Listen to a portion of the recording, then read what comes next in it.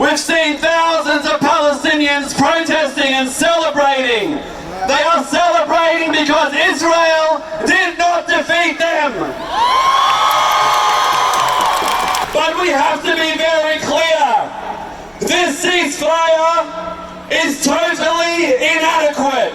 The occupation will continue as long as Israel continues to exist. Every single time that we've heard about so-called peace talks, Palestinians have copped it, while Israel has expanded. In the 1990s, the Palestinians were told, sit down at the table and talk to Israel. You can have justice, you can have peace, as long as you allow Israel's right to exist. 30 years on, does Palestine have a state? Does Palestine have justice? But is Israel stronger than ever? And so I say, until there is justice, there can be no peace. The most important thing we've seen in the last 3 weeks has been the mass resistance across all of occupied Palestine. But we see all across the Middle East, governments lining up to do peace deals with Israel.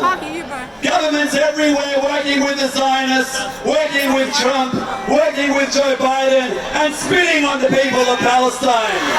So we need to see the movement in Palestine continue. The Palestinian resistance has always been the beating heart of the Middle East and the Arab world.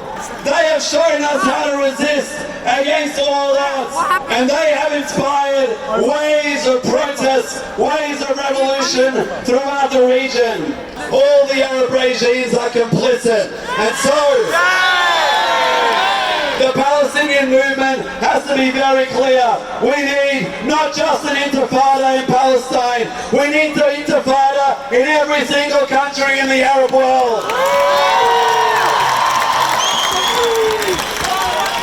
In the United Nations, Australia and America have the worst records every single time we vote with Israel.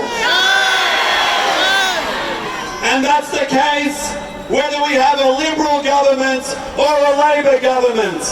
We have a responsibility in this country to keep protesting, to keep educating, to keep mobilizing, to keep disrupting. It is demonstrations like these that take us a massive step forward.